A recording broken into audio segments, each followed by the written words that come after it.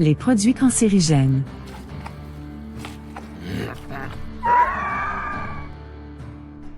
Mike est un gars passionné par son métier. Il réalise de grands travaux d'excavation en tant que foreur dans l'une des mines les plus renommées du pays. Son travail n'est pas sans risque, puisque Mike s'expose chaque jour à plusieurs dangers présents dans la mine, pouvant lui entraîner des blessures mortelles, mais aussi des maladies professionnelles. Contrairement aux incidents causant des blessures traumatiques, le nombre de décès liés aux maladies professionnelles dans les mines n'est pas en baisse. Mike, travaillant dans un milieu souterrain fermé, est exposé à des matières dangereuses en suspension dans l'air, comme les émissions des moteurs diesel et la silice cristalline, ce qui augmente son risque de contracter une maladie professionnelle, comme le cancer du poumon. Son employeur est conscient des dangers présents dans le lieu de travail de Mike et applique plusieurs moyens de contrôle pour le protéger.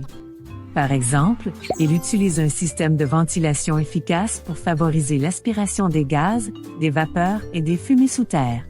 Il limite et identifie les zones contaminées. Il forme et informe les employés sur les produits cancérigènes en leur fournissant les fiches de données de sécurité.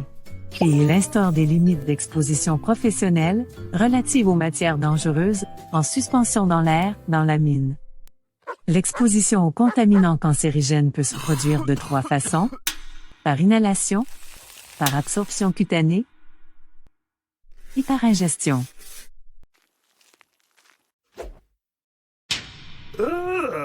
De plus, tel que la loi le prescrit, il appartient à Mike de se protéger contre le risque d'inhalation de produits cancérigènes et, par conséquent, de porter une protection respiratoire adéquate. Bien que Mike soit en bonne forme physique et qu'il s'alimente correctement, il fume la cigarette et n'est plus très jeune. Il s'agit là de facteurs de risque qui augmentent considérablement son risque de cancer du poumon. De plus, un grand pourcentage des cancers se développent après 65 ans. Mike sait qu'avec plusieurs facteurs de risque, il aura plus de chances de développer un cancer en s'exposant à des produits cancérigènes. Cependant, cela ne veut pas dire pour autant qu'il n'en développera pas un, s'il a moins de facteurs de risque. Les cancers surviennent majoritairement plusieurs années après l'exposition à un contaminant cancérigène, avant d'être détectés et de progresser. Mike, ayant été sensibilisé par une formation diffusée par son employeur sur les produits cancérigènes, a pris la bonne décision d'arrêter de fumer et prend maintenant grand soin de sa santé pour pouvoir effectuer le travail qu'il aime encore longtemps.